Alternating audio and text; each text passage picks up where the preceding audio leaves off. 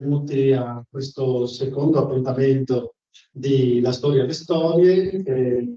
Io come associazione Casa del Popolo sono lieto, insomma, porto i miei saluti al collettivo e agli ospiti qui presenti. Siamo molto contenti di ospitare, insomma, questo nuovo evento. E l'appuntamento di stasera, per chi ha appunto già visto l'invito e chi è qua, è 1943-1945, Friuli a Terzo Reich, repressione e propaganda nazista per il nuovo ordine europeo. L'evento è organizzato in collaborazione con l'Istituto Friulano di Storia e abbiamo qui i nostri due ospiti coordinati da Monica Emanuelli. Paolo Ferrari e Giorgio Liuzzi ci tratteranno quindi del tema proposto. I ringraziamenti per questo secondo ciclo, e oltre all'Associazione di Casa del Popolo che ospita gli eventi, ringraziamo l'ANPI provinciale di Pordenone, il Circolo Arci Arcipelago di Pordenone, l'Associazione Proteo e lo SPCGL. Ecco, io passo la parola a Monica Emanuelli, coordinatrice della serata. Grazie. Grazie, buonasera a tutte e a tutti. Grazie innanzitutto per l'invito. Diciamo che un po' il motore immobile di questi 6 incontri è Gigi Bettoli, che coordina un po' anche l'associazione La Storia e le Storie. Ringrazio anche i nostri ospiti, Paolo Ferrari e Giorgio Liuzzi, per aver accettato il nostro invito. È un incontro dal mio punto di vista archivistico e anche per quel poco che faccio storico molto importante, perché è l'occasione di far dialogare, mettere a confronto 2 studi che si sviluppano e si articolano su un argomento, sullo stesso argomento, la zona di operazione del litorale adriatico, attraverso 2 punti di lettura, 2 punti di vista molto differenti, che però non corrono parallelamente, ma in molti punti si intersecano. E oggi avremo proprio l'occasione, anche attraverso la relazione di intervento dei nostri ospiti, di coglierne l'importanza. E per la nostra regione, ma anche a livello nazionale, dopo l'8 settembre del 1943, oserei dire che una data chiave è sicuramente quella del 10 settembre del 1943, quando la storia a livello geografico, amministrativo, militare, politico, per noi cambia completamente con l'istituzione della zona di operazione del litorale adriatico. Una scelta che solo dal nome, questo richiamo al periodo asburgico, dovrebbe aver fatto richiamare gli storici subito ad un percorso futuro e futurile dei tedeschi, dei nazisti, verso questa zona di operazione, che non sarebbe molto probabilmente rimasta zona di operazione, non sarebbe stata poi annessa direttamente al Terzo Reich. E questa decisione ha messo in atto sul nostro territorio una politica civile, amministrativa, di gestione di accordi, di relazioni e anche di gestione archivistica, perché anche questi poi cambiano in ovviamente collegamento a una gestione di tipo amministrativo, che ha cambiato, delineato e definito la storia del Friuli in maniera completamente diversa rispetto ad altre zone del Regno d'Italia. Ma su questo ci sarà un approfondimento chiaro, molto interessante da entrambi i nostri ricercatori. Posso dire che non sono solo delle produzioni librarie, non sono solo delle produzioni di articoli, quelli dei nostri autori, perché cogliamo l'occasione di presentare anche studi che sono entrambi stati pubblicati una decina di anni fa ormai, ma è un evergreen per tutti coloro che si approcciano alla storia dal 43 al 45, all'occupazione nazista, alla zona di operazione del litorale adriatico, ma anche alla storia della resistenza, quello di Giorgio Liuzzi, che è violenza e repressione nazista nel litorale adriatico 1943-1945. L'importanza di questo testo lo si dimostra dal fatto che sia già completamente esaurito, ma fortunatamente troviamo una copia di quella che è stata la tesi di dottorato, qui poi sviluppata e aggiornata nel testo, proprio nel sito di La Storia e le Storie. Giorgio Liuzzi si è dottorato a Pisa, alla Normale di Pisa, alla Statale di Pisa, e ha seguito anche quel team operativo di storici guidato da Paolo Pezzino, che attualmente è il presidente dell'Istituto Nazionale della Rete degli Istituti di Storia della Resistenza, che aveva avviato proprio un ripensamento delle stragi naziste e fasciste in Italia. E un progetto che poi vedeva il coordinamento di un team italo-tedesco.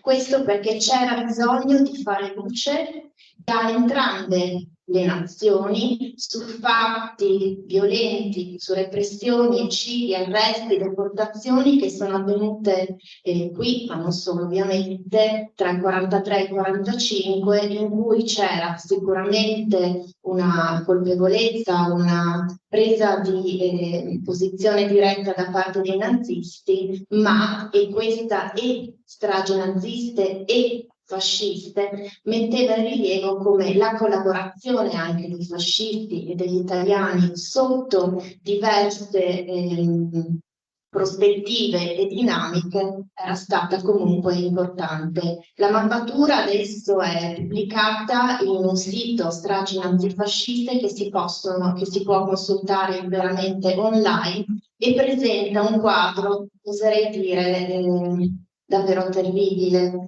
aberrante quasi, per il numero di stragi, per le dinamiche di queste stragi e anche per il coinvolgimento e i numeri poi delle persone che hanno perso la vita e non solo partigiani ma anche civili, anzi soprattutto il censimento voleva mettere in evidenza quanto questa guerra fosse stata una guerra totale, una guerra anche contro i civili.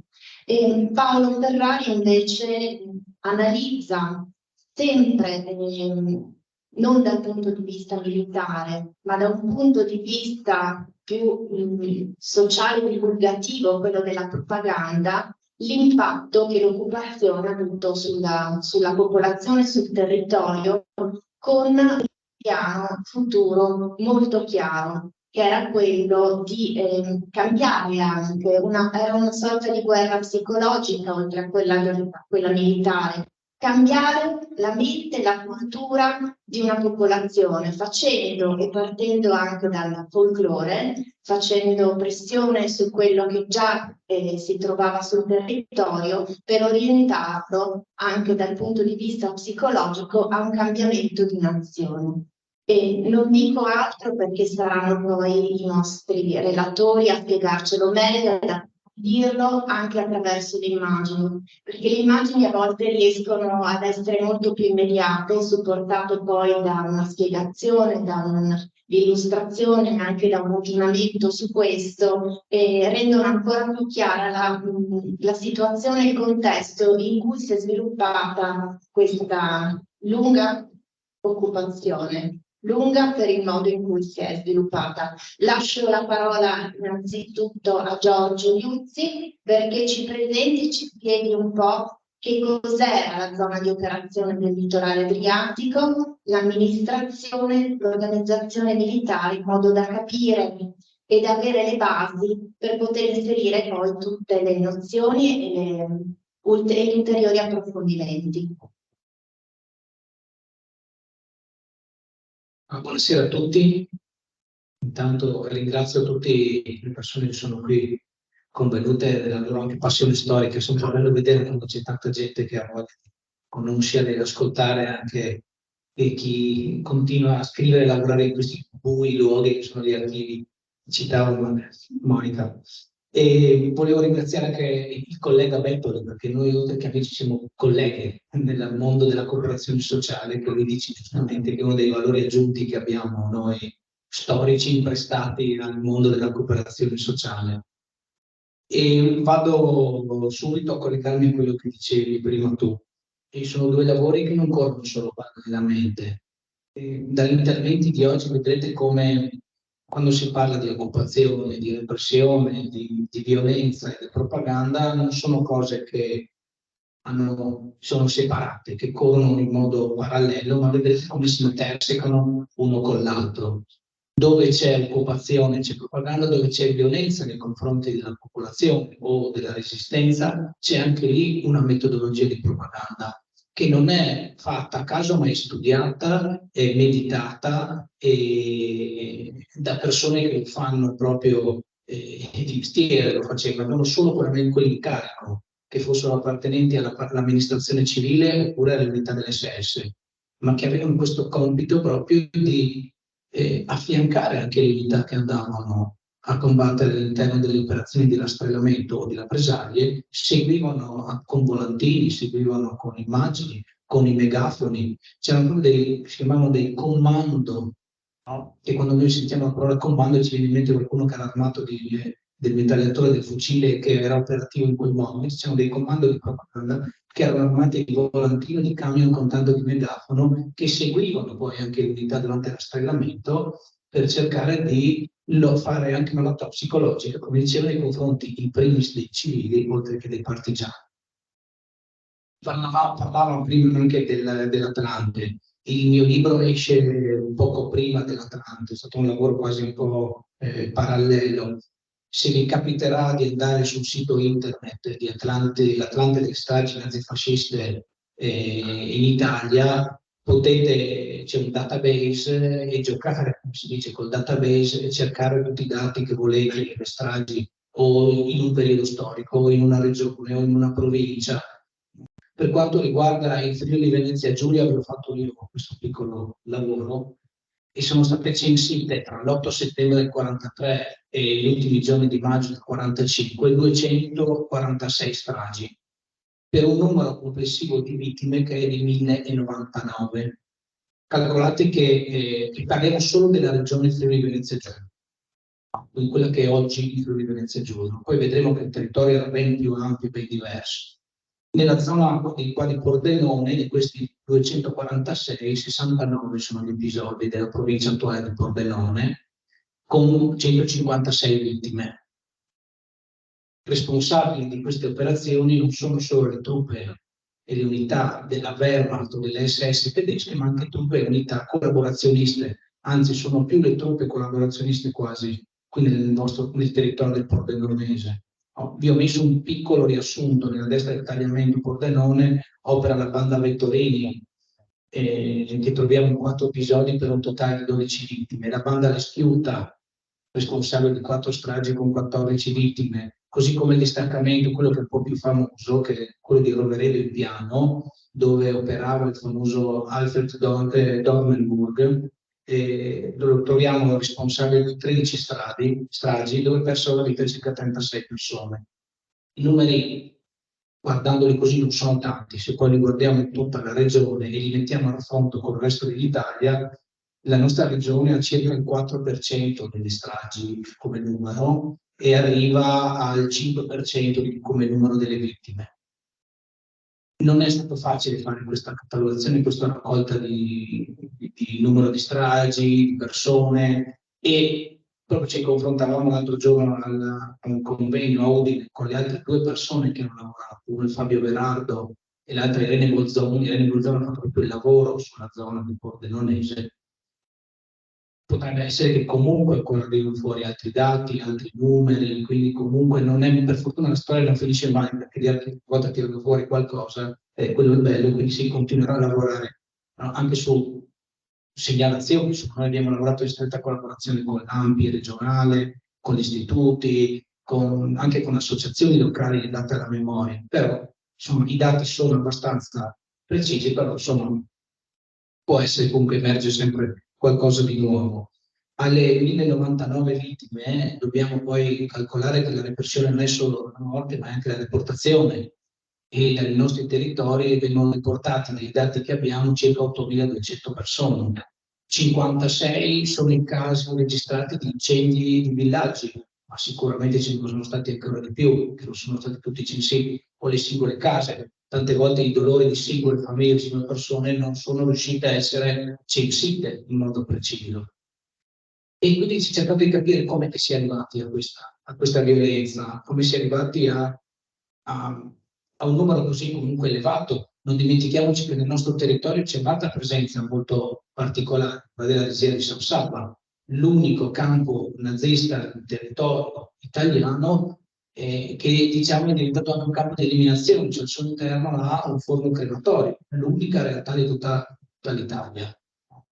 Quindi tutte queste particolarità, perché tale violenza, perché una deportazione così elevata, perché la presenza di un campo così particolare? Non c'è una causa, non c'è un'unica motivazione che ci porta a capirlo, ma sono più fatti, più cause che nella loro interazione ci possono spiegare un po' il motivo di tale repressione del territorio.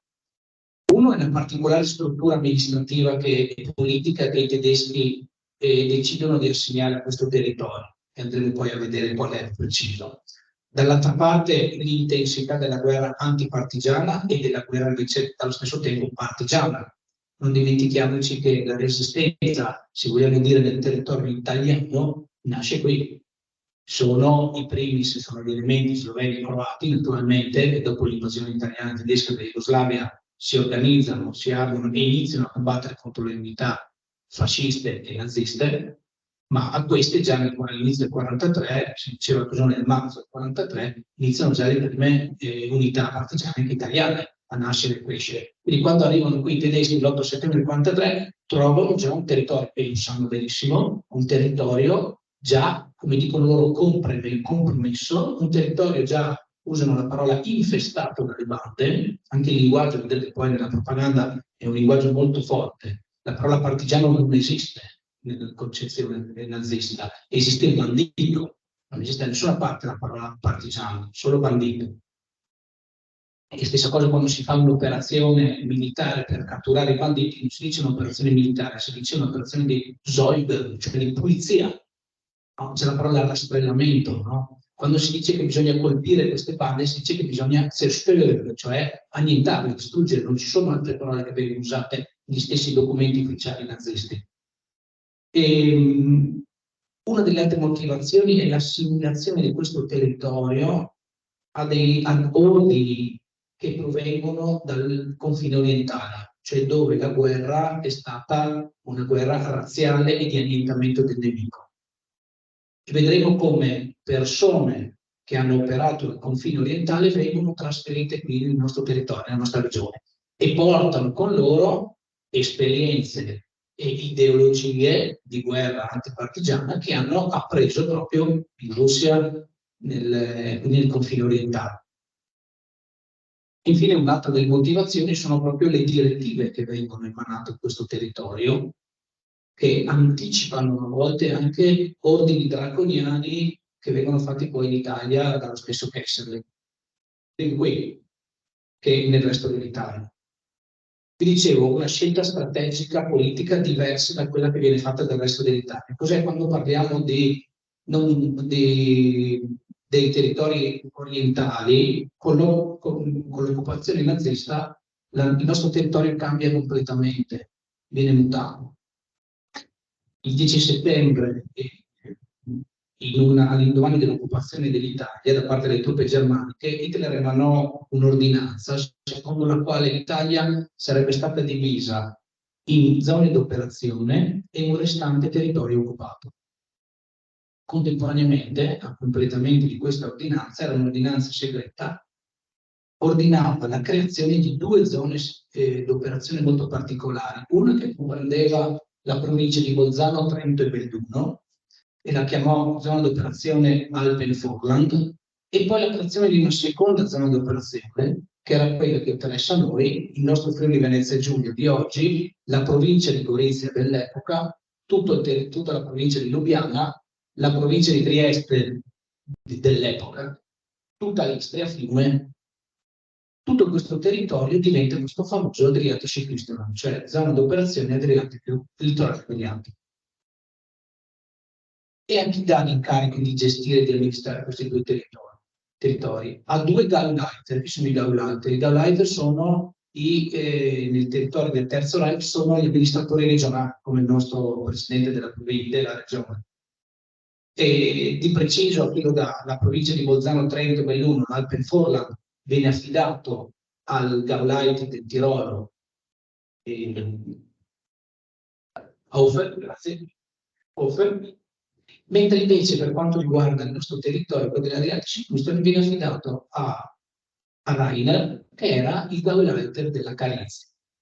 Anche lì una cosa molto particolare, la stessa identica cosa era stata fatta quando avevano occupato i territori dell'Alsazia-Lorena e del Lussemburgo. Anche in quel caso i territori furono dati come furono amministrati dai Gauleiter confinanti. Quei due territori poi furono considerati annessi poi quasi. Questi amministratori quindi erano delle figure politiche, non militari.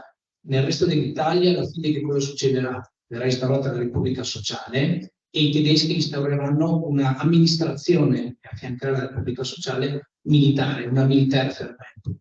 Qui da noi invece sono direttamente queste figure politiche, perché sono due amministratori politici del partito, che gestiranno il territorio direttamente.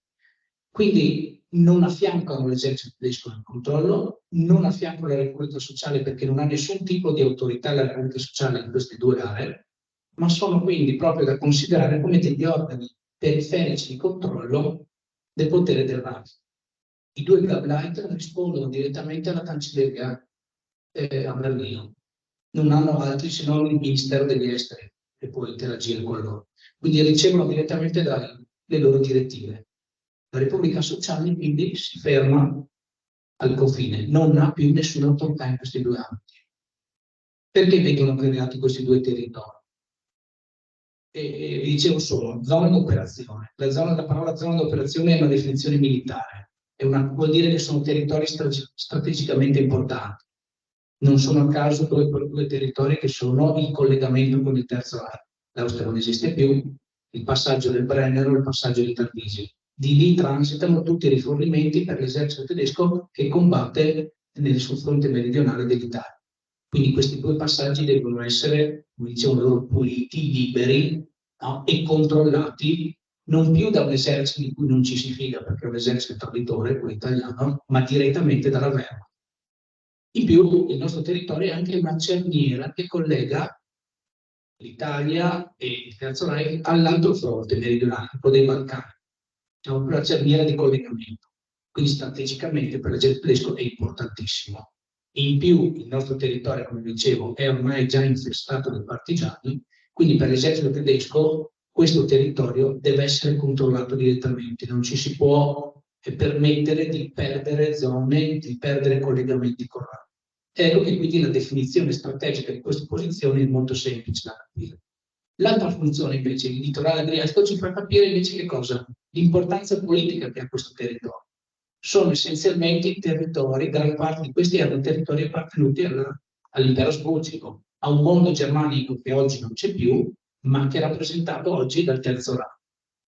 I due Gauleiter inizieranno da subito una lenta ma precisa politica di separatismo, diciamo, ecco, mi sbilancio, di staccare questi territori lentamente dalla loro realtà italiana.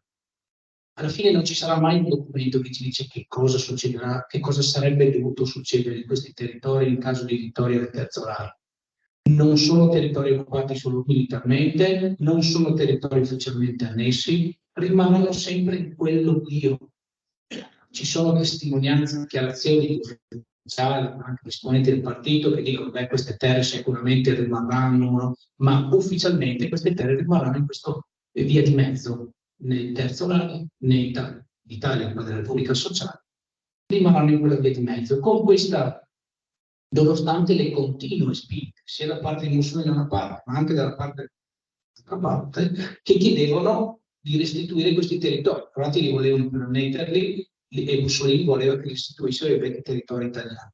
Nonostante queste forti pressioni politiche, no, sia la cancelleria che i governanti manterranno sempre la struttura politica, quindi il territorio fino al maggio del 45. Queste militare dei primi di settembre, metà settembre del 43. Ecco una breve descrizione dei personaggi che interagiscono nella storia della Piratische. Quello in mezzo che vedete è Rainer, è la figura di cui parlo prima, politica amministrativa, Gaulate del liceo della Carinzia, è molto famoso nel mondo sloveno perché è responsabile della germanizzazione dell'Alta Carniola, verrà processato, ci sono dei processi anche a Norimberga per le Danschus, lui è un austriaco della nazista austriaca della Laura, poi verrà consegnato alla comunità jugoslava per essere processato proprio per questa sua politica di germanizzazione, dove sposta popolazioni in modo coercitivo. Quello sulla il primo personaggio più anziano, quello generale del Doppelgänger Ludwig Kubler. Kubler sarà il responsabile di tutta la struttura militare della Wehrmacht, quindi nel territorio del litorale adriatico.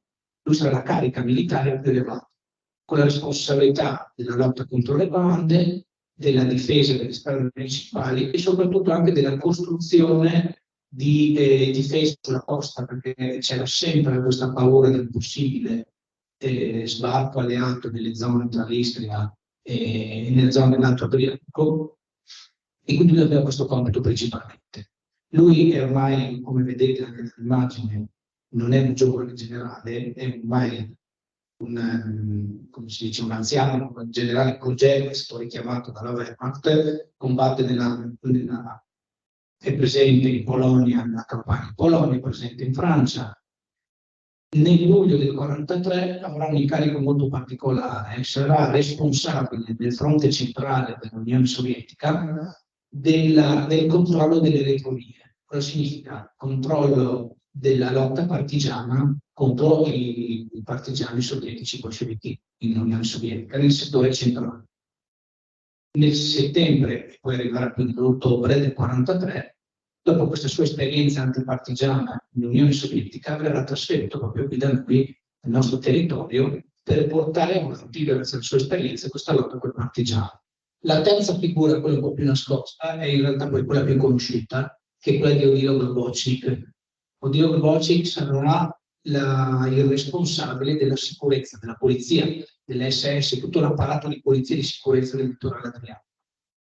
Anche lui è considerato dopo la guerra uno dei criminali nazisti tra i criminali nazisti più importanti, perché anche lui è austriaco, anzi nasce a Trieste, all'epoca austriaca, anche lui nazista della prima ora insieme a Rainer, sono anche amici, si conoscono due proprio per la loro militanza nel partito austriaco sin dall'inizio, e entra nella soluzione finale a tal punto che a lui sarà affidato il distretto di Lublino, in Polonia, e sarà lui, tutto il suo staff di organizzazione, a costruire e a dirigere i famosi campi di sterminio di Sobibor, Majdanek e Treblinka, prima di arrivare a Trieste.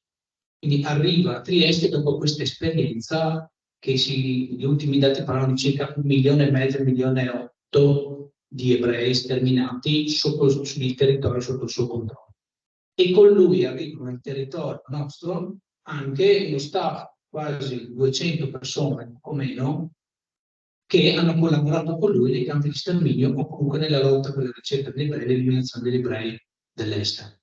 Queste unità arrivano qui a Trieste e insieme a lui costruiscono tutto il fitto e capillare sistema di repressione del litorale adriatico, che va dall'Istria, solo la zona di Lubiana non sarà sotto il suo controllo, che verrà affidata a un altro ufficiale dell'SS Rosman. Per il resto, tutta l'attuale Friuli Venezia Giulia e Istria sarà sotto il controllo di Globocnik e delle unità che lui ha voluto con sé proprio portandosi dalla Polonia.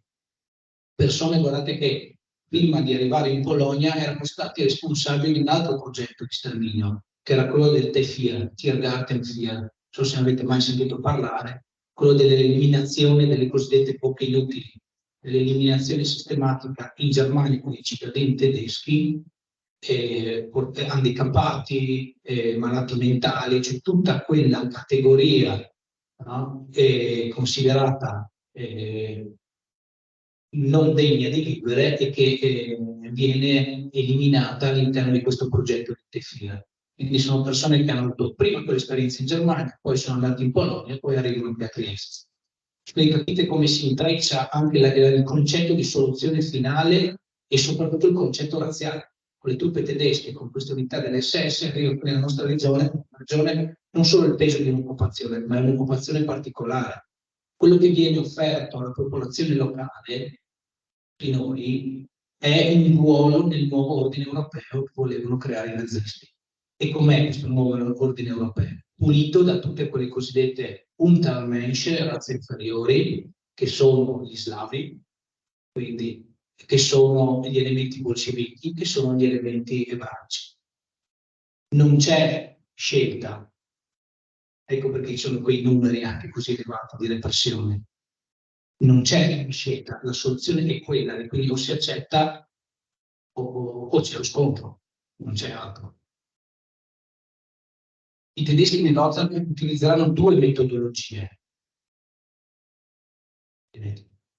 Utilizzarono due tecniche di occupazione. Una è la ricerca del consenso con l'aiuto assiduo della politica e della propaganda, che sarà un po' la parte principale che porterà avanti Reiner. Dall'altra parte invece la linea dura che chiedeva una politica del terrore che sarà portata avanti invece dalla Wehrmacht, da Kübler e dallo stesso Dilo Gorbaciov.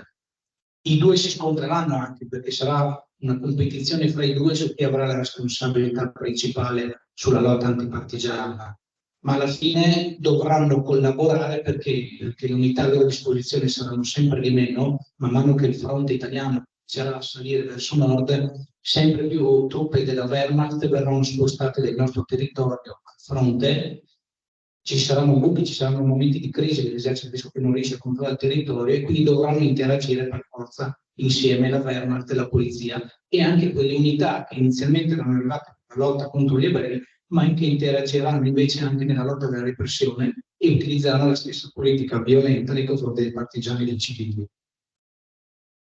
Il compito di Reiner aveva un compito principale, si era imposto la pacificazione del territorio, soprattutto dalle problematiche nazionali. Questo ampio territorio che abbiamo visto prima aveva italiani, sloveni, croati che dall'inizio del Novecento si sono sempre incrociati e scontrati. Il suo scopo principale qual era? Era di presentare la sua amministrazione tedesca come una sorta di super partes, l'unica capace di controllare tutti gli scontri nazionali. Naturalmente era in funzione di propaganda, non aveva interesse di accrescere la forza di questi gruppi nazionali, ma lui aveva un unico scopo, voleva evitare che i gruppi nazionali si unissero nella lotta antitedesca. Quindi nei territori prevalentemente italiani potenziava l'elemento italiano, dove c'erano gli elementi sloveni potenziava la cultura, l'elemento sloveno, dove c'erano elementi croati. Agli italiani diceva siamo gli unici che possiamo difenderci dal grosso pericolo slavo comunista che avanza da est. Alla popolazione slovena diceva noi tedeschi siamo gli unici che vi possiamo ridare una dignità e una forza contro gli italiani fascisti che vi hanno oppresso per tutto questo periodo.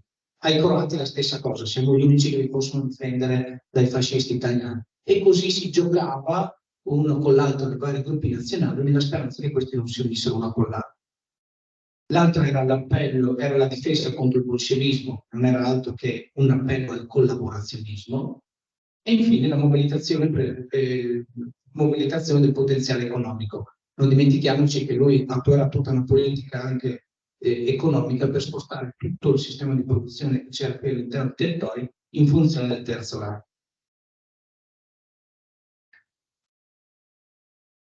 Qui ho ricostruito un attimo, scritto nel libro anche come si struttura tutto l'apparato repressivo dell'SS. Vi farei solo vedere, se guardate a sinistra, questo SS Standarte Kurtegers, Comando Adria, è proprio uno di quegli uffici, l'ufficio centrale di propaganda del quale molto del materiale che farò vedere dopo sul Ferrari è stato prodotto anche proprio da queste persone. Un'altra cosa che così poi mi aggancio alla relazione successiva. Due cose, vi faccio vedere alcuni ordini, come vedi, gli ordini che vengono impartiti qui nel nostro territorio per capire qual è la violenza e la repressione. Non sono tanto i numeri che ce lo dicono, quanto proprio le metodologie di guerra. Non dimentichiamoci una cosa, che tutta la nostra regione, tutto l'Adriatico-Südtirol, il 9 novembre del 1943 verrà definita Bandengebiet, cioè zona tradotta in italiano, zona infestata dalle bande. Erano territori, solitamente erano molto più piccoli, qui invece viene definito tutta la zona di operazione, Bandengebiet. Ci sono quei territori particolarmente pericolosi che le truppe tedesche non riescono a controllare per una presenza massiccia partigiana. Definire un territorio Bandengebiet che cosa significa? Voleva dire, tradotto, dare carta bianca alle unità di occupazione tedesche anche nei confronti dei civili. Cioè possono colpire indiscriminatamente sia le unità partigiane sia i civili che sono riconosciuti comunque un elemento importante strategico per la resistenza. La resistenza senza l'aiuto della popolazione civile non può sopravvivere. E quindi i tedeschi, non riuscendo sempre a colpire la resistenza, colpiscono e riconoscono dal loro punto di vista questa colpevolezza dei civili, e in questi territori viene proprio data carta bianca all'esercito o alle forze di polizia e di sicurezza per colpire indiscriminatamente paesi, villaggi. Per quanto riguarda poi i soldati, non potevano muoversi se non armati col colpo in canna, e se si muovevano doveva essere sempre in gruppo. No? Quindi c'erano varie cose, ma la cosa soprattutto principale era quello di considerare quelle zone la mano libera per le unità. Due cose velocissime.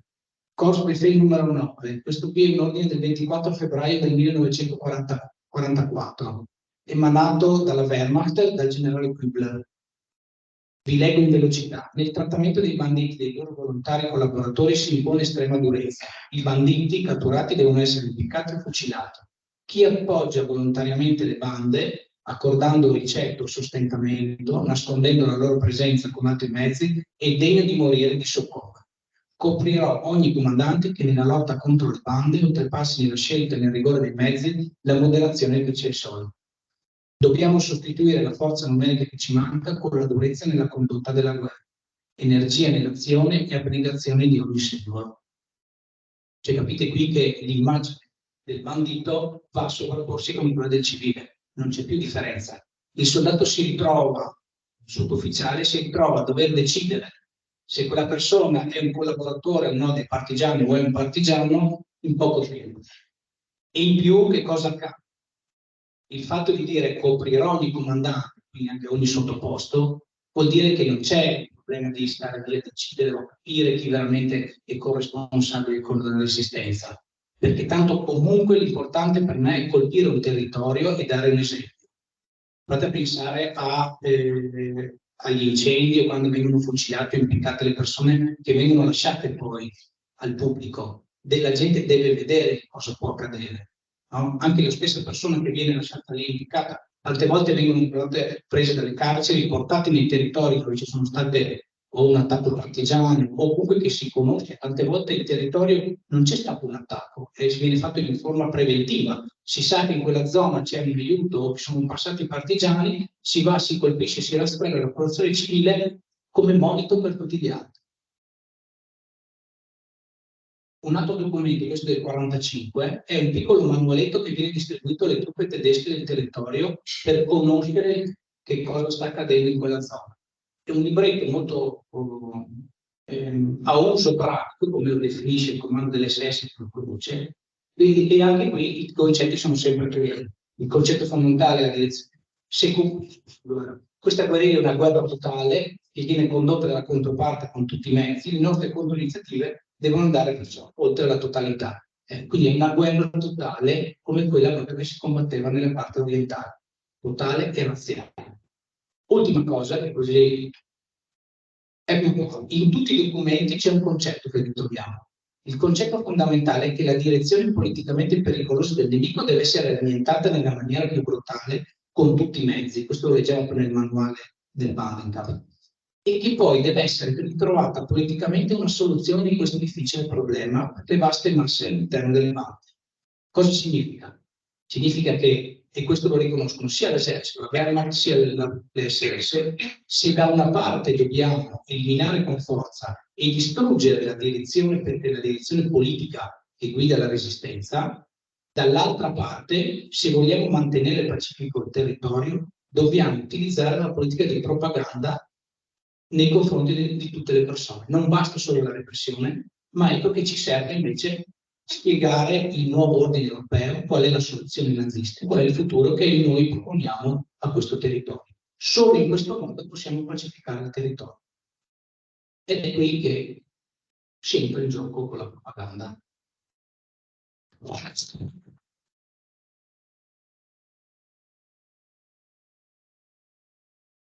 Ringrazio Giorgio Luzzi per questo quadro chiaro e necessario per capire poi la prossima relazione di Paolo Ferrari, che insegna all'Università degli Studi di Udine e fa parte del comitato direttivo dell'Istituto Friulano per la storia del movimento di liberazione ed è anche direttore della rivista Storia Contemporanea in Friuli. Ci parlerà della propaganda, di quella propaganda che serviva per promuovere e sostituire i valori, un'identità e una cultura dell'intera popolazione per giustificare tutte le azioni fatte anche contro le bande e per delineare i propri, tra virgolette, principi. Tra l'altro non dobbiamo dimenticare che i nazisti si spacciavano anche per elementi ordinatori e pacificatori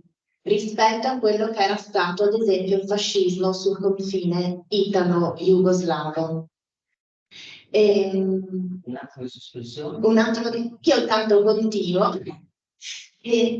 La questione sulla propaganda è sicuramente molto importante, ce lo dimostrano anche le carte, perché i documenti che sono rimasti, i volantini, i manifesti, gli opuscoli, gli articoli di giornale, le fotografie usate per la propaganda sono rimaste tantissime e non si trovano solo negli archivi del regime dell'occupazione, ma sono stati conservati anche da ex partigiani. Io posso fare l'esempio di un archivio che conosco piuttosto bene, che è quello di Fornasira Ardito, che è stato utilizzato anche da Paolo Ferrari e di cui nella recentissima pubblicazione che è uscita nel dicembre del 2022, Litorale Adriatico, progetto annessione, propaganda e cultura per il nuovo ordine europeo 1943-1945, che è ricchissimo di immagini che sono necessarie per comprendere il discorso e la pregnanza che questo argomento ha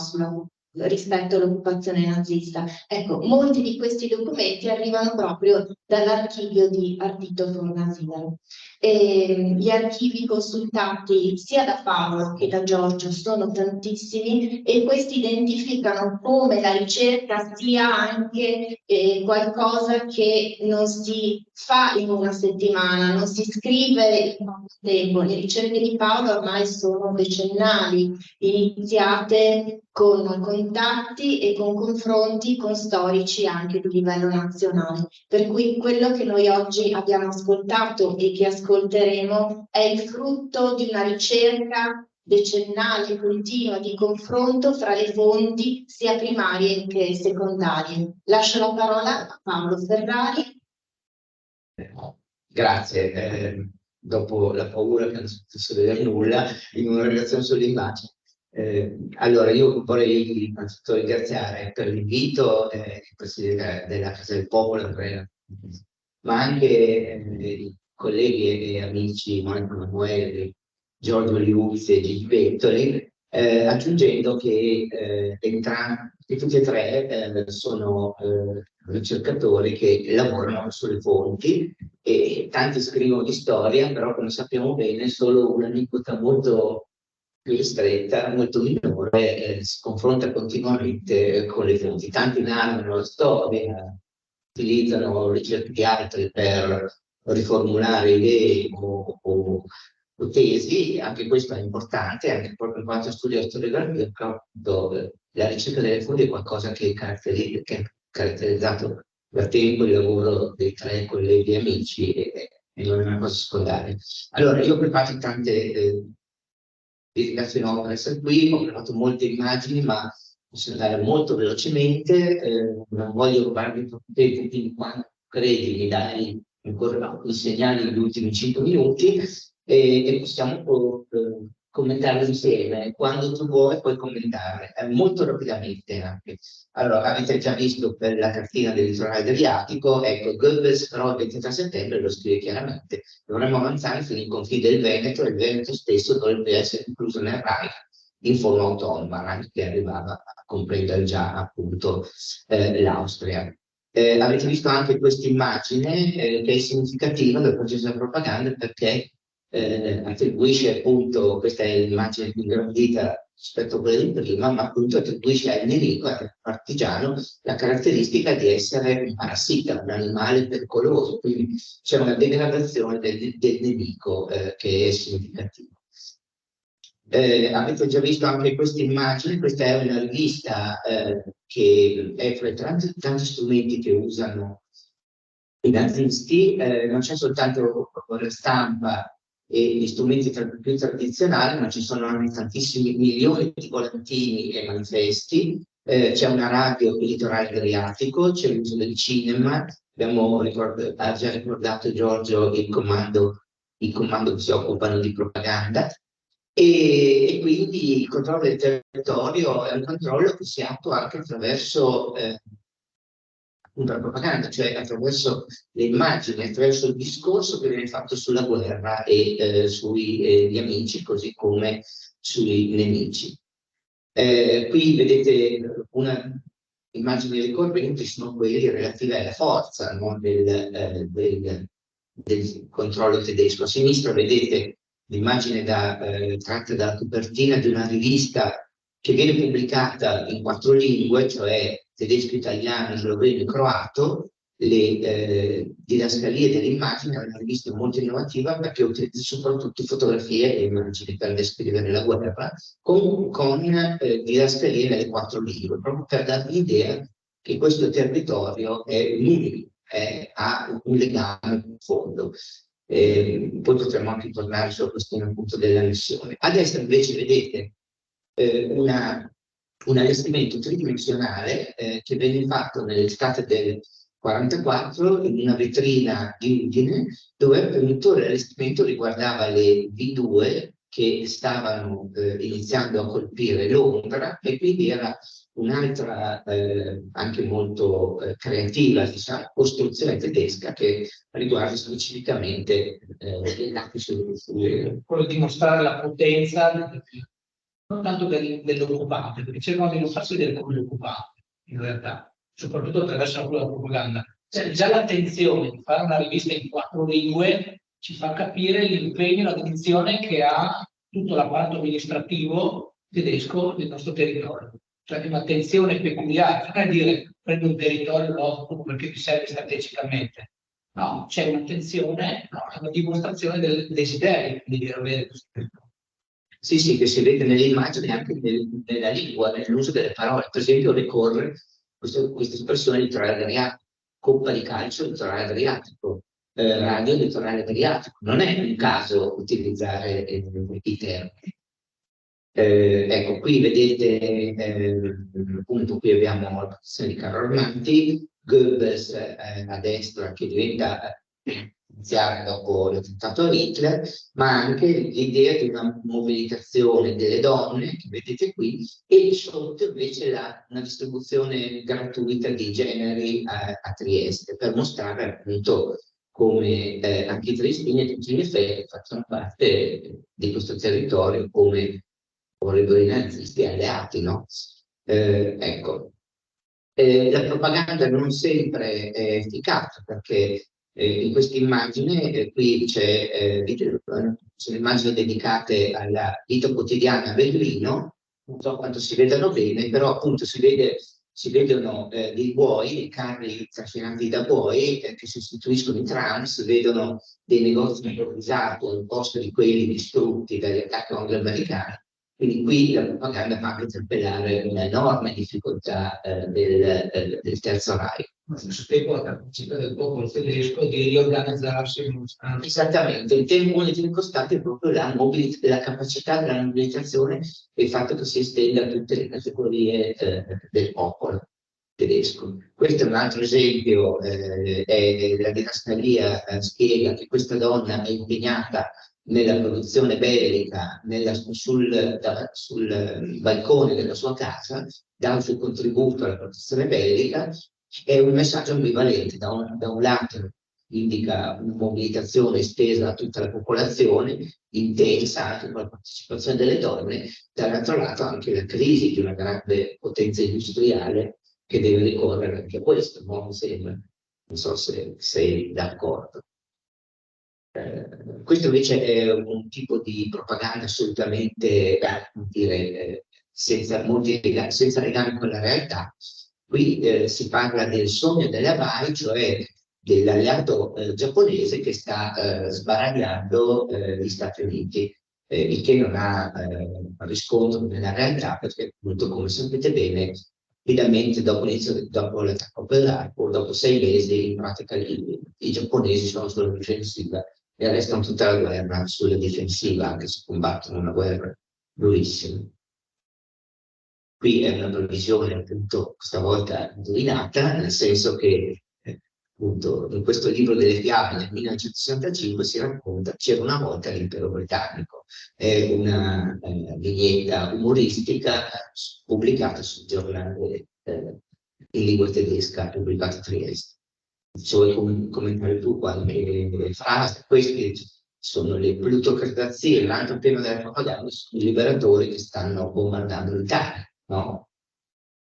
Il cui arrivo viene paventato come un arrivo che avrebbe avuto terribili conseguenze per la popolazione civile. Prima gli angloamericani distruggono le città e poi arrivano portando saccheggi, violenze, molte immagini di donne aggredite, magari da soldati neri, più per sottolineare l'alterità. Il territorio qui da zona di Pordenone non so quanti punti. A Trieste se ne furono numerosi di supporto, ma le fasi furono. Perché lì si agganciava proprio dicendo questi si chiamano liberatori che distruggono il territorio, invece bombardando. Queste sono 2 pagine appunto della stessa rivista dove appunto sono indicate, vengono anche prodotti degli opuscoli dedicati ai bombardamenti. In quella fine di questi opuscoli si raccolgono testimonianze, o quelle che sono presentate come testimonianze della popolazione locale.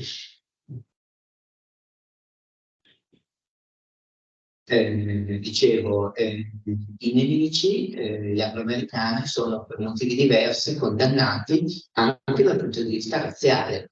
Gli inglesi perché nell'impero britannico hanno componenti etniche molto diverse, gli Stati Uniti perché hanno sostanzialmente la presenza di neri, no? L'idea nazista è che gli Stati Uniti siano il modello opposto a quello desiderato, non il predominio del ceppo anglosassone, ma al contrario le società multinazionali. L'immagine sembra anche quelle davanti al fascismo, ma anche la discriminazione razziale fascista, proprio con la manifestazione di questi elementi neri, di cui. Sì, c'è una continuità e in più sotto appunto l'elemento che ricordavo prima, vedete l'immagine in alto, cioè il nero vicino a una donna bianca, quindi anche questa idea di una sopraffazione, una contaminazione, sì.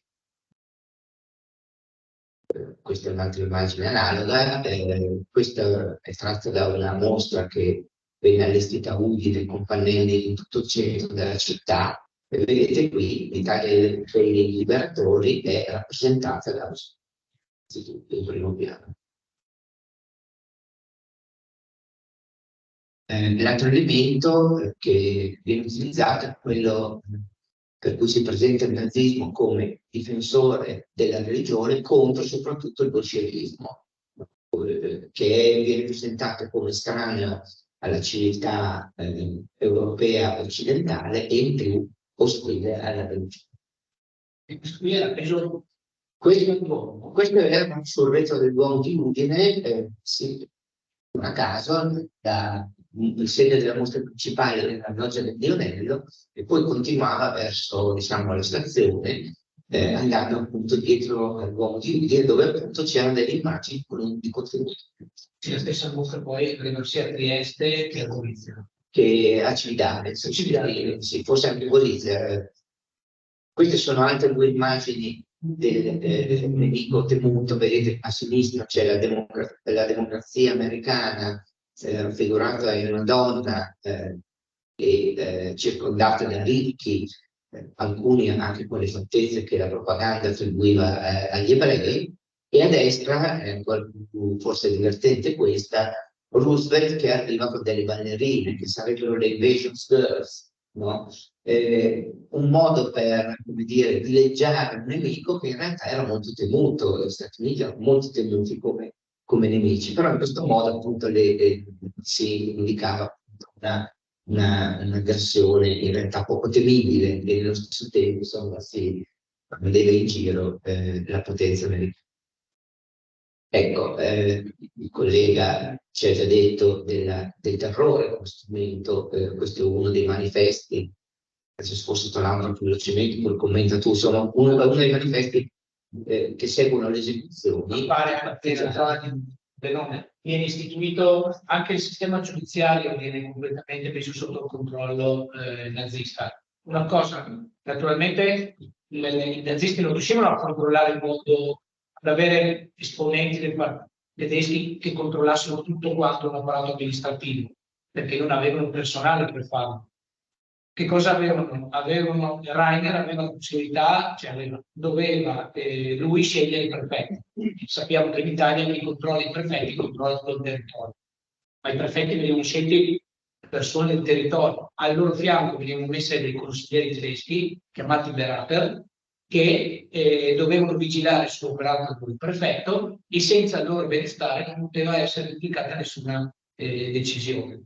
Quindi l'apparato amministrativo rimane quello italiano, ma viene messo sotto il controllo ferreo, soprattutto sulle parti più in alto, della parte nazista. Anche tutto il sistema giudiziario, no, viene anche quello, rimane gran parte dell'istituzione precedente, ma viene tolta la possibilità di fare e di combinare pene di morte, se non a questo tribunale speciale per la sicurezza, che invece rispondeva solamente a Rainer, e anche la grazia assolutamente poteva essere solo per la lui.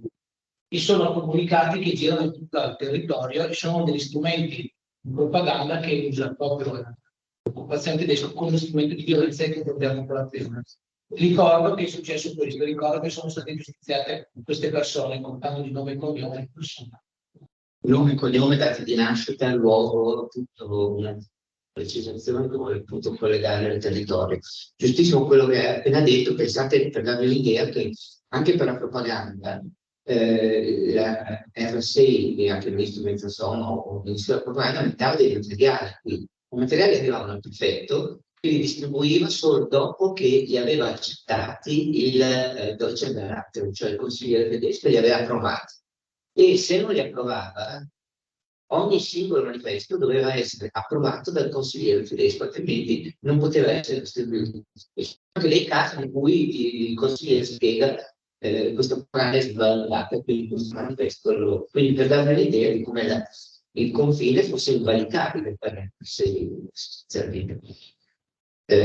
Anche in questo caso, anche rispetto ai partigiani, c'è la minaccia, ma c'è anche il continuo tentativo di voler spingere alla resa.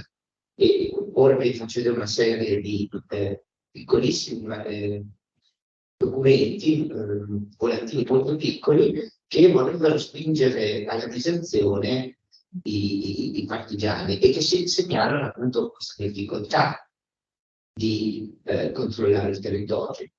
Si venivano lanciati. Venivano anche lanciati, sì, anche lanciati, e alla fine il quarto dimora ancora nei vostri combatti perché vi dicevo, si cerca di terrorizzare la popolazione, spingerla a sostenere la guerra, paventando che un'invasione da est sarebbe stata la distruzione dell'intera civiltà, del sistema di valori e non soltanto una vittoria di tipo militare. Per cui ci sarà anche questo lato piccolo volantino che appunto attacca, in questo caso, Hitler. Questa è un'altra immagine del paradiso sovietico, non so, quando molto velocemente, quando vuoi interferire, intervieni, e questa, se conoscete Udine, qui in fondo c'è appunto l'Argenionello, e questo è il retro del Duomo, dove c'erano questi pannelli. Questa è una tipica immagine, no? Il bolscevico distruttore della religione che aggredisce una suora. C'è l'immagine del viso, se guardate il viso del bolscevico, ricorda che cosa? Ricorda le caricature, le immagini che venivano fatte precedentemente in Germania degli ebrei. L'attacco, la disumanizzazione del viso degli ebrei la ritroviamo poi in quello dei bolscevichi e in quello dei cosiddetti banditi. Cioè l'immagine del bandito è un'immagine che ricorda tanto quello dell'ebreo tedesco, no? Questa deformazione del viso, questa disumanizzazione, perché che va a contrastare invece in Germania c'era l'ariano perfetto, di qua a volte c'è, per esempio, una figura della donna friulana. Non so se c'era l'immagine della donna friulana o era perché anche si cerca un aggancio con il territorio, con i ladini, con i friulani, e si finanzia una pubblicità della lingua friulana, naturalmente in funzione di cosa? Anche italiana, perché non siete italiani, siete friulani, siete ladini. Sì, dopo c'è anche qualche immagine. Questo è un altro di nuovo del mostro comunista. Vedete che si attribuisce a Hitler, per la massa del popolo, la concezione morale della vita si basa unicamente sulla religione. Sembra strano, ma c'è anche una pretesa moralizzatrice, cioè una condanna dal punto di vista morale degli anglo-americani, non soltanto dei sovietici, e invece la presunzione di avere una morale dei comportamenti etici superiori. Qui vedete invece una rappresentazione sempre in questa rivista di nuovo ambigua. Qui si parla di una guerra senza fronte, si parla appunto di una guerra sul Carso dove non c'è un fronte, dove ogni lembo di territorio è privo di controllo, deve essere appunto controllato contro le bande comuniste che hanno una grande capacità di infiltrarsi ovunque. Sembra proprio come dire, in queste immagini sembra una guerra persa da parte dell'occupante, territori non controllati. La guerra controllata, la morte sta in agguato di ogni collina e di ogni roccia. È lo stesso messaggio che viene mandato negli ordini ai propri soldati. Guardate che dietro ogni porta, dietro ogni casa ci può essere dei nemici. Durante il processo che viene fatto a Kugler in Lubiana, gli chiedono che lui parlava dello spirito che doveva creare con l'ordine che abbiamo visto prima, e lui dice lo spirito necessario per combattere questa guerra dove il nemico è nascosto. Dice, se i nemici, se i partigiani combattevano di notte, noi dovevamo combattere di notte, se i partigiani camminavano per 24 ore, noi dovevamo combattere per 24 ore. Lui sa che le sue unità non sono unità più delle volte che combattono, che hanno comunque paura, comunque cercano delle operazioni tante volte sul punto di Istria, si vede che le rappresaglie non vanno sulle strade principali. Loro invece gli ordini che dovevano andare anche nell'entroterra, quindi muoversi. I soldati, un po' per paura, un po' perché era comunque più comodo, no? Colpivano poi i civili, tanto poi nei rapporti finali si diceva che erano tutti banditi. Poi facendo gli studi dietro quel numero di 10 persone uccise, 10 banditi uccisi, si scopre che di quelle 10 persone erano 5 minorenni, 5 bambini, 4 oltre 70 anni, però nei rapporti vedono tutti banditi. Il comando della Wehrmacht denuncia tutte le volte che le proprie truppe non stanno facendo bene il loro dovere, diciamo, no? E quindi questi ordini così forti, impattanti, sono anche proprio per stimolare i propri soldati. Carlo Gentile scrive questo: arrivano sul fronte, magari arrivano solo nella nostra zona, i militari che hanno combattuto in prima linea arrivano per riformarsi le unità, per riposare, quindi sono meno spinti a fare una guerra violenta al territorio. Quindi loro ufficiali di ordini spingono questi soldati ad arrivare al limite, e cioè colpire oltre quello che si...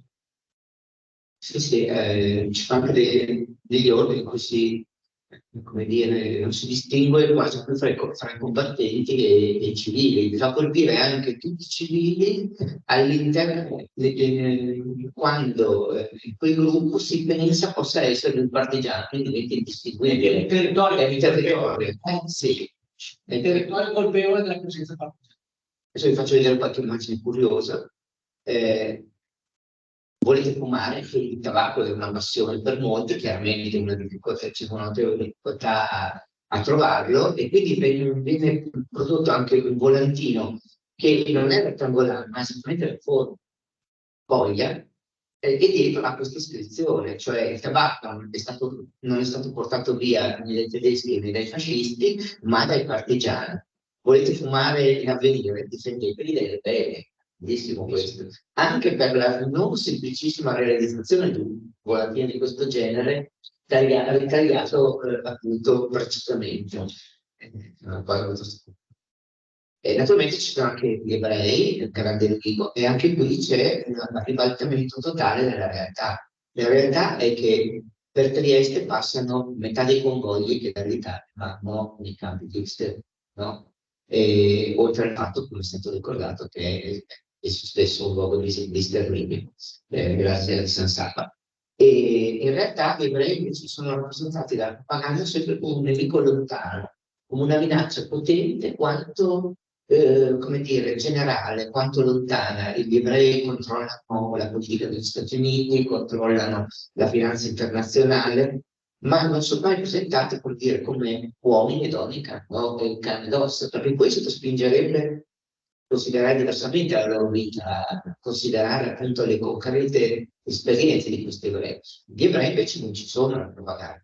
Già il fascismo aveva vietato di pubblicare necrologi di ebrei, no? Devono scomparire, se non come minaccia, e quindi vedete capitalisti ed ebrei, e poi vediamo delle altre immagini rapidamente. Qua di nuovo un'immagine molto classica con gli ebrei, ma anche Pound che scrive l'America, le cause della guerra presente, dove appunto gli ebrei sono un primo piano. Questo è un volumetto, un opuscolo diffuso.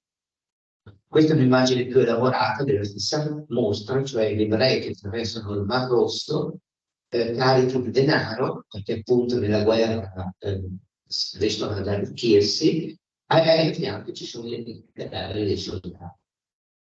Questo è molto, tra virgolette, bello, perché è duplice. Da un lato c'è un'indicazione molto generica, non portate oggetti, scusate, sono andato avanti. Non portate oggetti appunto appuntiti, attenzione quando li portate perché possano danneggiare. Sembra una indicazione per il lavoratore manuale.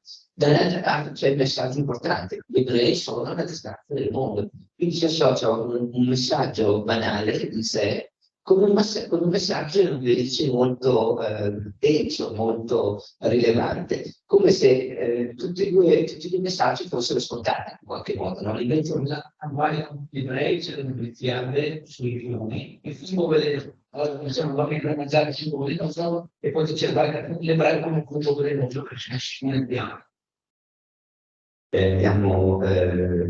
Ecco, un'altra caratteristica è che, diciamo, a differenza della propaganda dell'RSI, quella nazista vuole prospettare il futuro migliore. Per vedere tante cose, il futuro migliore viene rispettato molto per Trieste, l'idea della rinascita di Trieste e del suo porto, che in realtà non era fatto qualcosa di semplice, ma viene prospettato alle classi dirigenti dell'area.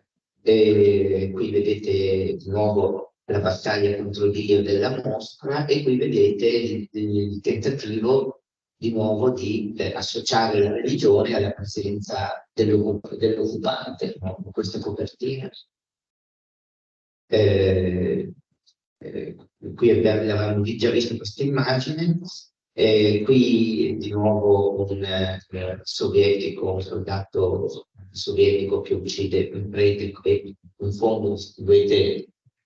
Si è usato la stella rossa sul cappello perché è la stessa che ha la resistenza jugoslava, principalmente.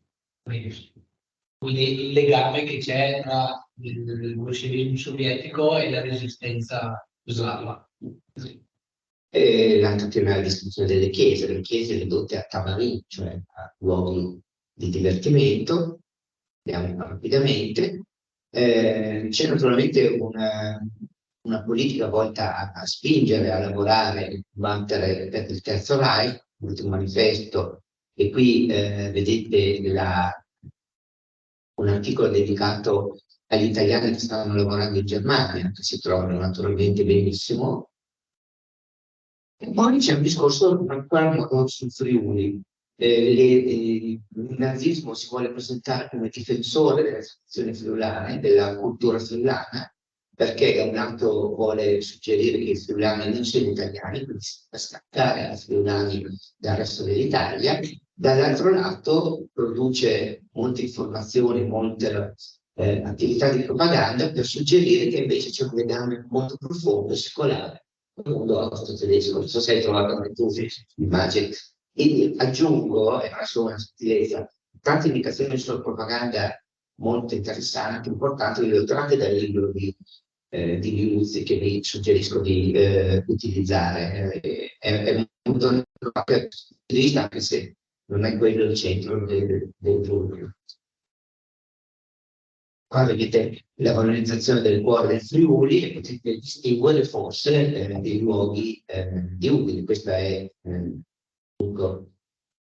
la via centrale di Udine vista dalla loggia di Anello, via Mercato Vecchio, no? E qui vedete piazza di Udine dove piazza centrale di fronte al castello. Naturalmente questa valorizzazione del Friuli è strumentale, si dà una particolare interpretazione di che cos'è l'identità friulana.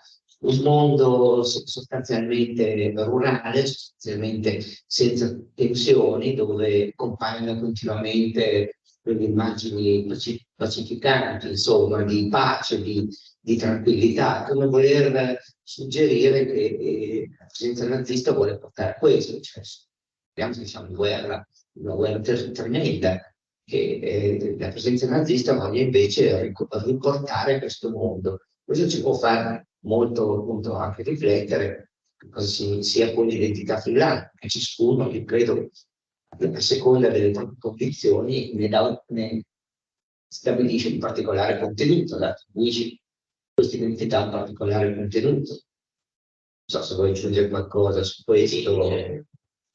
Ma interessante sul Veno, dove risaltano, ci sono delle indicazioni che viene date all'esercito tedesco quando attacca l'Istria nell'ottobre del 1943, per un'azione di polizia. Una settimana prima avevano detto la resistenza slovena, perché non doveva più rappresentare un problema. Solo una settimana dopo, quando operano in Croazia, scrivono di stare attenti alla componente slovena in Istria, perché è sotto l'elemento bolscevico approvato, e gli sloveni vanno protetti e aiutati perché hanno quell'elemento contadino tradizionale che potrebbe essere utilizzato per avere degli alleati romani. Quindi questo è il mondo contadino dell'attaccamento alla terra, è per i tedeschi un elemento importante. Lo vedono nei friulani, lo vedono nel mondo contadino sloveno, non lo vedono in Croazia, ad esempio, questo esempio. Non voglio tenervi troppo, abbiamo ancora 4-5 immagini, possiamo vederle anche molto rapidamente. Una è relativa al fatto che continuamente i nazisti prospettino una fine della guerra, un mondo migliore, si propongano come una potenza pacificatrice all'interno di un contesto dove i conflitti politici, militari e nazionali sono così forti. E qui vedete appunto due, diciamo, allegre immagini, copertine dedicate, dove vedete a destra abbiamo una crocierosina Venezia, a sinistra una ragazza i cui tratti sono ben riconoscibili, Ecco, qui vedete invece un'attrice, l'attrice Lini Marcus a Schönbrunn. Ci sono tanti messaggi in una copertina così. Intanto c'è l'Augsburg, no? C'è Schönbrunn. Poi c'è un'attrice molto nota, ne ritrovate anche così, circolavano i film, erano diffusi. Goebbels aveva l'idea che il cinema, soprattutto le ricostruzioni storiche, servissero molto per, nella prospettiva della propaganda, no? Per convincere, e c'era anche uno scambio di artisti, di cantanti, di artisti, di direttori d'orchestra, e la radio trasmetteva continuamente, in particolare un programma per cui c'erano sia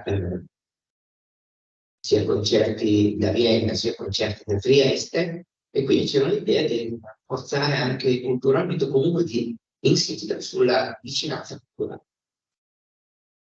Si vuole cancellare quel periodo storico che c'è stato dopo la Prima Guerra Mondiale fino a settembre 1943. Cancellare un po' tutto quello che aveva fatto la parte militare. Rainer dicevo, lo spiego della prima ora, è un italiano che ha una forza, una rivalsa dell'italiano, quindi non è una figura che è stata messa qui a caso, insomma, no? Proprio per questo suo tentativo di spaccare il resto dell'Italia, recuperare quegli elementi che si poteva recuperare, filo austriaci, che proprio esisteva più la Terza Reich. E come ricordato, usando personale austriaco, che voleva dire usare funzionari che conoscevano il territorio, ma che anche magari hanno combattuto nella Prima Guerra Mondiale, e poi che conoscevano bene la lingua. In tanta propaganda si vede una lingua quasi perfetta, cioè nel senso una grandissima conoscenza di italiano, a volte con piccoli errori che segnalano, secondo me, che l'estensore dei messaggi non era di madrelingua italiana. Questo può essere un'ipotesi. Vi dicevo, qual è il futuro dell'Europa? Alla fine del 1944 c'è un video per i nazisti, o la difesa a oltranza contro il nemico dell'est, o la fine della civiltà. Qui vedete un'altra immagine successiva allo sbarco in Normandia, dove appunto c'è Stalin che ripaga Churchill per l'apertura appunto del secondo fronte, no? E del fronte di Normandia, e l'Europa, vedete, è delineata in questo modo, di nuovo con l'utilizzo di un'immagine di donna, no? Appunto legata e evidentemente sottomessa. Mentre a destra, questa è un'altra immagine da un negozio, vedete il Emporio Calze, si legge sopra, tridimensionale, i tre cavalieri dell'Apocalisse, di nuovo riferimento religioso, Churchill, Roosevelt e Stalin, che cavalcano per l'Europa. Questo è il pericolo. Questa è di nuovo la mostra, con un pannello molto chiaro, vita o annientamento, Europa te la scegli. Abbiamo l'ultima. Sì, si potrebbero dire tante cose, ecco. Una cosa che si può dire forse per finire è che noi abbiamo a volte l'idea che sia stato un fallimento, anche alcuni storici, vedendo poi soprattutto l'esito finale, hanno pensato che sia un fallimento. In realtà questo secondo me ci può legare al discorso sulla comunicazione politica di oggi. A volte la propaganda aveva, secondo me, proprio lo scopo, ed era anche teorizzato nel libro che hai citato, nel Van den Kamp, aveva lo scopo di confondere. Siamo in una situazione di guerra, dove è molto difficile capire che cosa sia meglio fare, dove è molto difficile scegliere, soprattutto si paga per la scelta sbagliata, e quindi spesso, secondo me, la propaganda ha proprio lo scopo di confondere, di impedire una visione chiara della situazione, di rendere difficile una scelta, e in questo secondo me è molto efficace, è stato molto efficace. Non so se non si può, come è difficile quantificare l'effetto però appunto non c'è un grande collaborazionismo nel mondo delle truppe, però se dobbiamo guardare le percentuali magari non c'è neanche una grande posizione di una parte. Come hai ricordato c'è anche una collaborazione notevole, perché i tedeschi avevano chiaro che non potevano appoggiarsi alle strutture italiane, nella propaganda si vede l'effetto coloro che diffondono la propaganda. Non avrebbero messo di impegno. Non avrebbero messo. E d'altra parte questo impegno viceversa dimostra che come il progetto non fosse un progetto solo legato alla guerra, alla propaganda, all'editorialità, ma ci fosse una prospettiva di più lungo periodo. Scusate, ecco, l'ultima cosa che dico, che è ancora quello che volevo dire, non si può pensare che la propaganda spinga un antifascista a diventare razzista, questo no, da questo punto di vista chiaramente la propaganda fallisce come non può ottenere il contrario la propaganda degli alleati, ma agisce secondo me condizionando le scelte, in un momento in cui le informazioni sono tutte, come dire, con un punto di domanda, sono tutte relativamente inaffidabili o relativamente affidabili, quindi è molto difficile scegliere. Secondo me questo è uno degli elementi. Però ditemi voi se è sensato questo tipo di interpretazione. Scusate la lunghezza.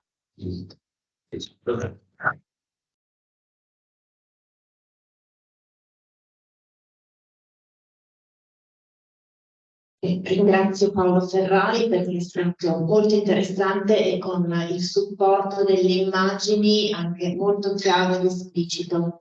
C'è qualcuno che vuole fare qualche domanda, qualche breve intervento? Bene, prego, venga pure qua che così. Sono un'informazione di uscire dal nostro studio. Ci avete presentato una serie di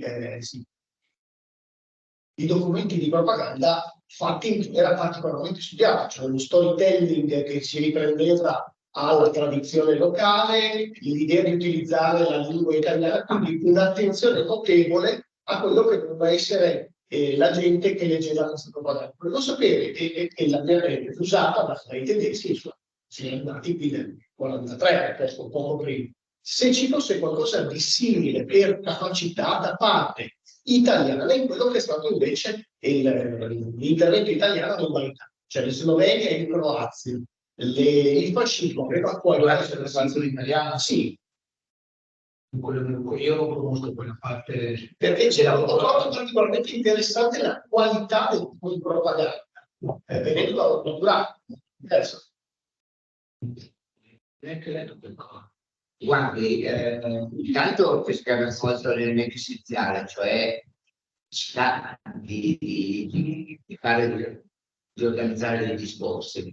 Non è che neppure io degli studi sulla propaganda italiana, dubito che sia stata fatta una propaganda così efficace, non viene subito. Io ho visto la propaganda dell'RSD, la propaganda in Italia è una propaganda molto più, diciamo, semplificata, ecco.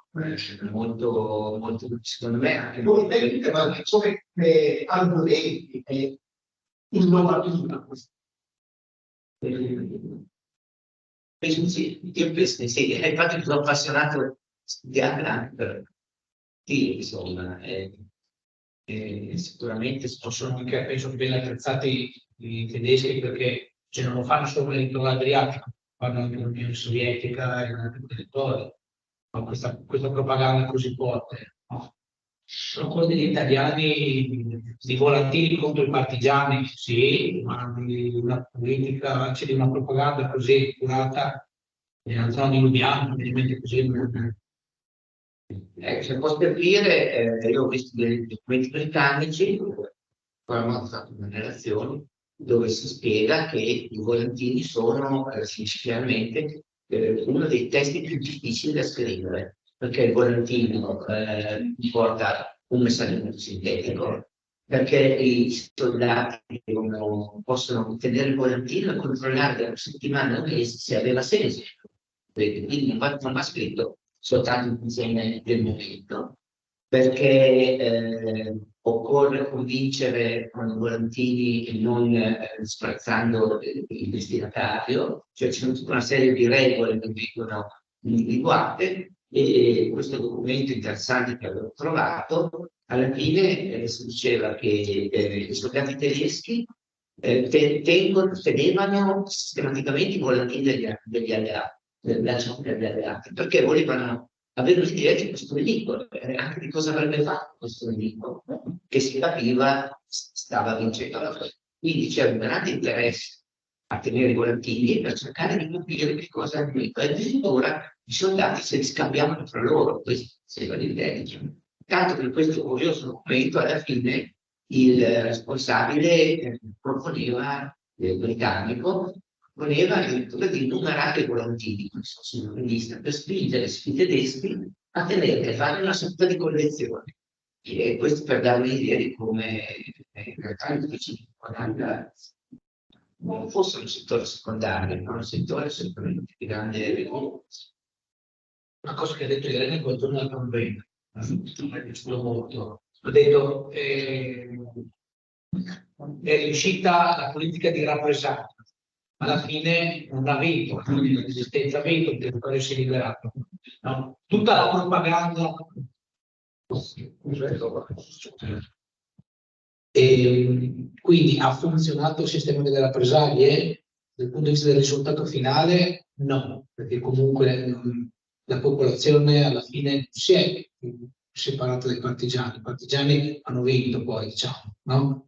Ma tutta la propaganda nazista ha lasciato però un segno nella memoria della popolazione civile e anche del senso della responsabilità delle singole rappresaglie. Quando si va a lavorare sulla memoria delle singole rappresaglie non si trova una memoria comune. Tante volte, anzi, la memoria è molto divisa sulla responsabilità di quella rappresaglia. In tutti e due i documenti che vi ho letto io, all'inizio si dice una cosa: la guerra così non l'abbiamo voluta noi, ma l'hanno voluta i banditi. E noi ci siamo dovuti adattare a quella guerra. Quindi chi ha voluto quella guerra sono loro, la causa sono loro. E nei volantini che poi che venivano lanciati, se è successo questo, se sono morte queste persone, è colpa dei banditi. E questo nella memoria, quindi ha funzionato la propaganda da un certo punto di vista, sì, perché nella memoria collettiva quel messaggio è rimasto. C'è un'ultima cosa, diciamo, ieri abbiamo pienamente d'accordo sul fatto che abbia avuto un lascito anche nella cultura e anche nella lingua, perché molto spesso dopo il 45, che lo sarebbe ampio, si continua a scrivere secondo stereotipi e stili propri del periodo precedente. Ieri uno studioso tedesco ci ha ricordato che il Ministero di Goebbels dal 1933 al 1945 emana 90.000 ordini relativi all'uso delle parole, 90.000, non pochi. Per fare un esempio, il nemico doveva essere sempre nominato al singolare, ma è il plurale, che i nemici si spaventano più del nemico, invece il nemico resta un concetto molto astratto, no? Generale, astratto, e comunque non spinge a fare quantomeno il conto di tutti i nemici che aveva sistemato alla fine del Terzo Reich. Oppure un altro esempio, nella propaganda non si doveva usare il termine propaganda, o al massimo il nemico fa la propaganda, il Terzo Reich mai. Quindi c'è anche un'influenza proprio nella cultura e nella lingua che resta. È difficile da misurare quanto, ma sicuramente resta. Scusate la lunghezza. Ci sono altre domande? E comunque ringrazio perché è un ottimo suggerimento il suo di ricerca, di approfondimento. Se volete poi vedere, vi consiglio, andate nel sito dell'Atlantico delle Stragi, anzi, vedete c'è il database, digitate provincia di Pordenone, vi viene tutto l'elenco e ci sono le schede, sono fatte quasi tutte da Irene, del dottoressa Irene Durzon, e trovate la descrizione, il numero delle vittime, tutto lì potete andare quindi poi nello specifico. Una cosa che posso aggiungere: se vedete, la gran parte sono fatti con 1, 2, 3 vittime, 5 vittime, 10 vittime, mentre invece se guardate la parte più orientale della nostra regione ci sono i celi da 50, l'IMA 280, c'è un elemento nel Friuli centro occidentale, c'è più una politica di colpire le singole, no? Con piccole rappresaglie, mentre invece nella zona orientale si preferisce il grande rastrellamento con rappresaglie molto più elevate. Qual è la differenza? Uno, la resistenza, che da una parte orientale è molto più potente e più pericolosa, ma c'è anche l'elemento razziale, perché da quella parte orientale, in Istria, la Gorizia, sono sloveni, sono slavi. E quindi si usa sempre, si accorza i numeri delle vittime, che non è lo stesso impatto che viene portato avanti dalle truppe. Sì, dove su Google attratti le stragi naziste e sono suddivisi per regioni, anche con le altre regioni d'Italia, e si cerca molto bene, è molto bene fatto.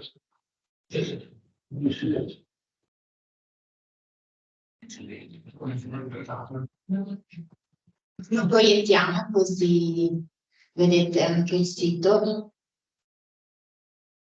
Sì, ormai si ricordare, cercare, quindi anche le storie naziste.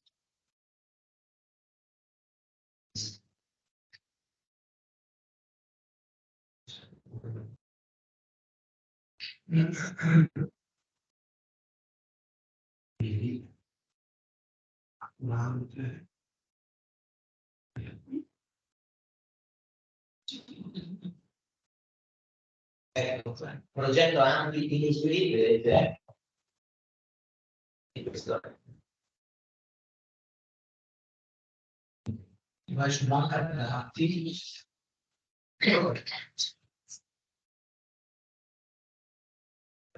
Sai come ti provinciano.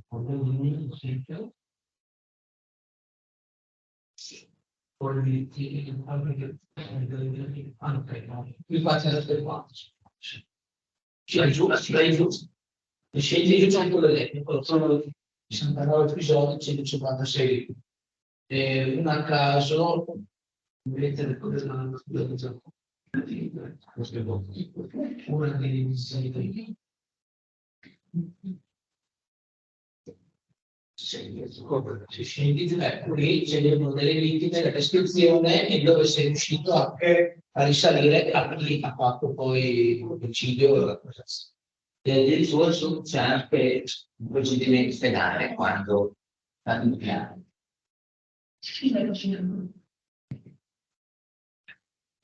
Questo qui la procura militare di Padova, questi atti che ci sono, alcuni arrivano da quello che ormai è conosciuto, il famosissimo armadio della vergogna, quello che si diceva che era girato. No? Alcune di queste carte, soprattutto quelle che avete citato, la procura militare di Padova, sono i documenti che sono arrivati da quel famoso armadio, insomma, che era conosciuto, e sono depositate a Padova.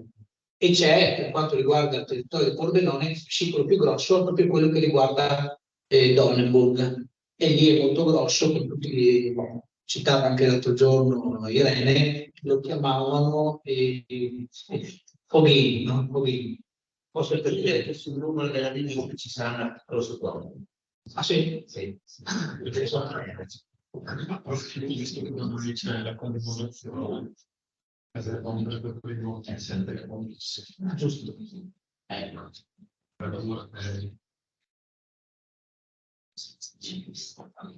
Domani ci sarà proprio quello delle C'è.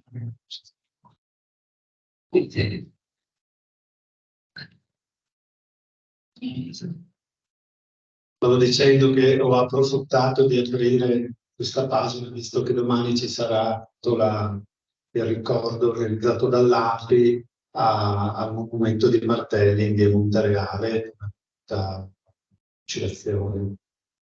Che ora? Alle 11, se non ricordo Anche. sì, alle 11.